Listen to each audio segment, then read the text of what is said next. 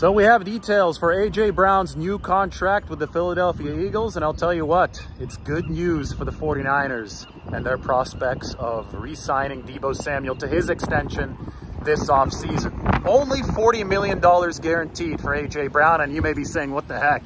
$40 million fully guaranteed, that's a lot of money. And hey, I agree with you, that's a lot of money. I'd take $40 million fully guaranteed in my bank account right now as well. But in the large scheme of things, it's actually a fair and reasonable price, given the fact that the receiver market has actually been overheating this offseason. Consider this, consider that Christian Kirk was up near $40 million fully guaranteed. I think it was, what, $37 million from Jacksonville?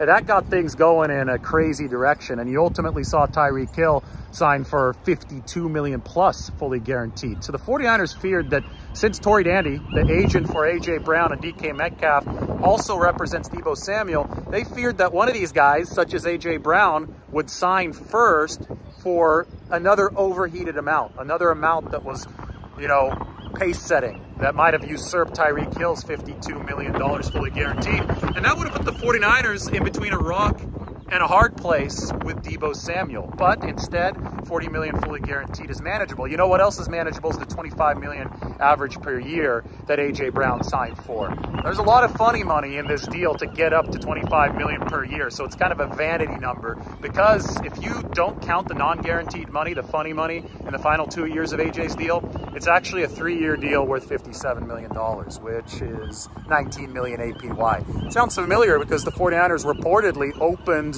discussions with Deebo Samuel at $19 million APY. So that goes to show you that this is going to be manageable for the 49ers. It's just important for both sides to sit back down, start hammering stuff out, because the contractual parameters are in place. Same agent for A.J. Brown and Deebo Samuel. We expect Deebo's deal to be a little bit bigger just based on common precedent and how these things work. Anyway, subscribe to the channel. You may be wondering where I'm at right now. This is the Palace of Fine Arts in San Francisco. This was built for the Pan Pacific Exposition way back in 1915. The whole marina used to look like this. They had several city blocks of beautiful gardens and European-like architecture.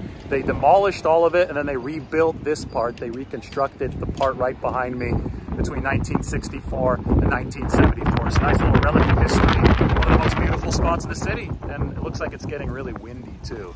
At least you'll probably hear that on the mic. Anyway, come check it out, Palace of Fine Arts. Good news for the 49ers and Deebo Samuel. I have a full article on The Athletic breaking this situation down, so be sure to check that out as well. Subscribe and like the channel. We'll talk to you all about some more 49ers stuff with maybe some good food and some good spots in the city soon. Everybody take care.